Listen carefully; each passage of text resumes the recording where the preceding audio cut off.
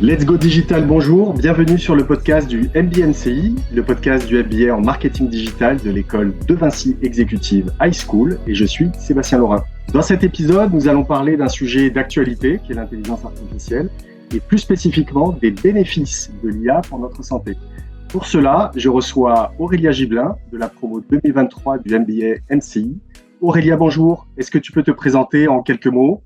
Qui es-tu? Quel est ton parcours? Bonjour Sébastien, merci de me recevoir. Comme tu l'as dit, je suis également étudiante en marketing digital et on est dans la même promotion. J'ai un profil de communicante puisque j'ai un master 2 en communication publique et animation des territoires et j'ai essentiellement travaillé dans la santé publique et notamment pendant 8 ans pour le dépistage des cancers. Je suis ravie de suivre cette formation qui me permet de développer mon agilité digitale et en plus, par chance, dans la promotion, on est plusieurs à avoir de l'expérience dans la santé et à nous intéresser à l'innovation en santé. Donc, ça nous permet de beaucoup échanger, bien sûr, et travailler ensemble autour de ces thématiques qui nous animent. Alors Aurélia, merci pour cette introduction, on te sent très motivée. Donc tu viens aujourd'hui nous parler des bénéfices de l'intelligence artificielle pour notre santé. Pour commencer, et avant de parler des applications, j'imagine, concrètes de l'IA dans la santé, est-ce que tu peux déjà nous rappeler brièvement ce qu'est l'intelligence artificielle? Alors, on entend beaucoup de termes assez techniques en ce moment, le machine learning, le deep learning, et il me semble que c'est pas forcément évident à comprendre pour tout le monde. L'intelligence artificielle, c'est une notion qui est apparue dans les années 1950 autour d'une réflexion du mathématicien Alan Turing qui se demandait si les machines pouvaient penser. L'intelligence artificielle, ça recouvre toutes les théories et les techniques qui sont mises en œuvre pour simuler l'intelligence humaine, que ce soit le raisonnement, l'apprentissage ou la planification. Tout cela grâce à des programmes informatiques très complexes. Mais le plus souvent, le terme d'intelligence artificielle, c'est quand même employé pour désigner le machine learning et le deep learning. Alors justement, en fait, est-ce que tu peux nous expliquer cette différence entre machine learning et deep learning? Le machine learning, c'est un sous-ensemble d'intelligence artificielle. C'est une technologie qui permet aux ordinateurs d'apprendre sans avoir été au préalable programmés pour cet apprentissage, et tout cela sur la base d'un énorme volume de données. Par contre, le deep learning, c'est un sous-domaine machine learning, et c'est un apprentissage qui est beaucoup plus profond sur la base de données d'un très haut niveau d'abstraction qui vont imiter un réseau de neurones de cerveau humain. Merci Aurélia, tu nous as éclairé sur ces fondements de l'intelligence artificielle. Alors, si tu le veux bien, rentrons dans le vif du sujet. Quel est l'intérêt de l'utilisation de l'intelligence artificielle dans le domaine de la santé? L'intelligence artificielle, elle est bénéfique pour notre santé sous plusieurs aspects. Tout ça grâce aux algorithmes qui sont de plus en plus performants et grâce aux données massives. Et c'est d'ailleurs pour cette raison que le gouvernement a inscrit l'intelligence artificielle dans une logique de médecine 5P, comme médecine personnalisée, préventive, prédictive, participative et médecine d'épreuve. Et c'est d'ailleurs un des objectifs phares de la stratégie d'accélération numérique qui a été lancée par le gouvernement en octobre 2021. Donc l'IA apparaît vraiment comme un incontournable de l'innovation en santé. Alors, cette notion de 5P est très intéressante. Est-ce que tu peux justement nous expliquer en quoi l'intelligence artificielle répond au principe de cette médecine 5P dont tu nous parles? Aujourd'hui, l'intelligence artificielle, c'est une aide pour avoir une bonne hygiène de vie.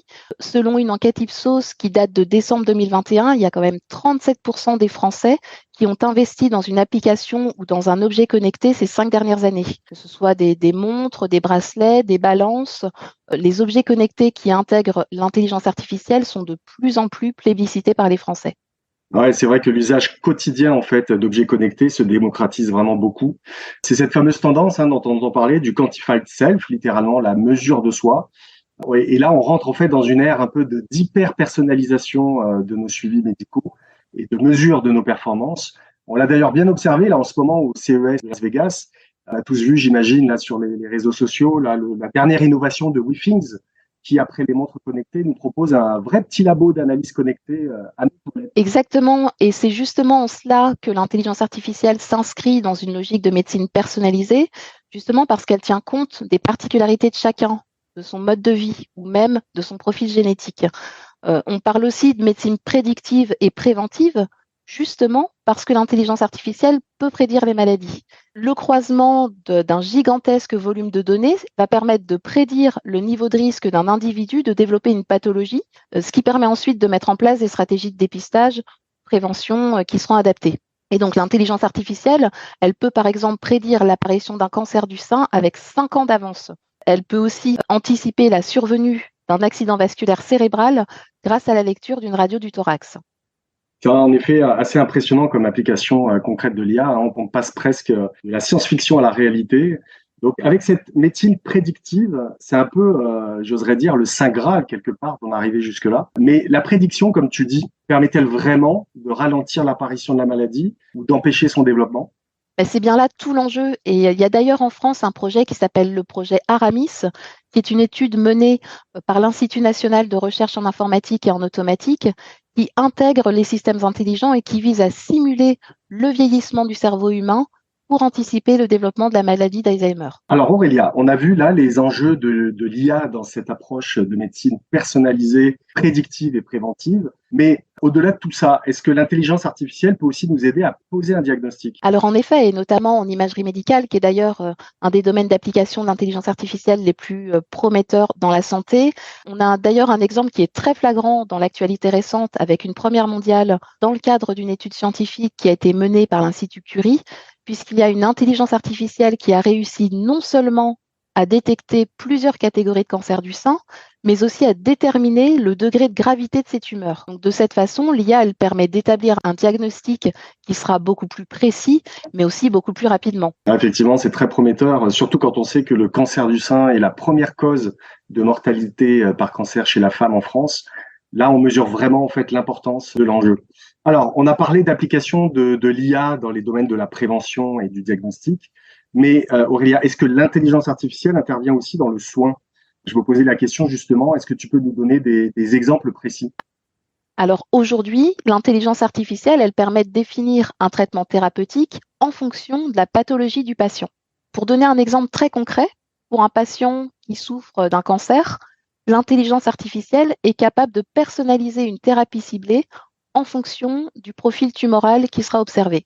Autre exemple, un robot intégrant l'intelligence artificielle peut participer aux soins en captant les signes vitaux des patients. Ensuite, elle va les transmettre au personnel tout en émettant des rappels pour la médication. Enfin, j'ai encore un autre exemple qui est celui des robots qui sont capables d'effectuer des sutures de très grande précision grâce à l'intelligence artificielle. Et c'est notamment le cas de Motion2Vec, qui est un robot qui a été présenté à l'université de Berkeley en collaboration avec Intel en mai 2020. Là, on passe vraiment en fait de la science-fiction à la réalité. C'est des avancées qui sont majeures et qui devraient, j'imagine, transformer profondément l'organisation du système de soins.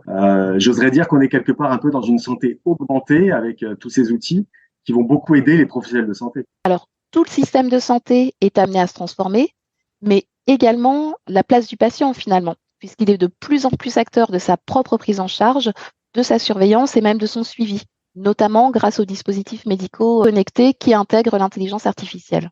Est-ce que c'est ça la notion de médecine participative que tu évoquais tout à l'heure? Tout à fait, et d'ailleurs on est à la fois sur le P de la médecine participative et sur le P de la médecine des preuves, puisque dans tous les exemples que je viens de vous citer, le bénéfice médical pour le patient est toujours démontré par les preuves. Alors, on a bien compris, Aurélia, à travers tous tes exemples, que l'IA a de nombreux bénéfices pour les patients et que son usage transforme la pratique médicale. Mais Aurélia, est-ce que l'IA modifie aussi l'organisation des établissements de santé? Est-ce que tu peux nous dire quel est l'impact de l'intelligence artificielle sur l'organisation du soin?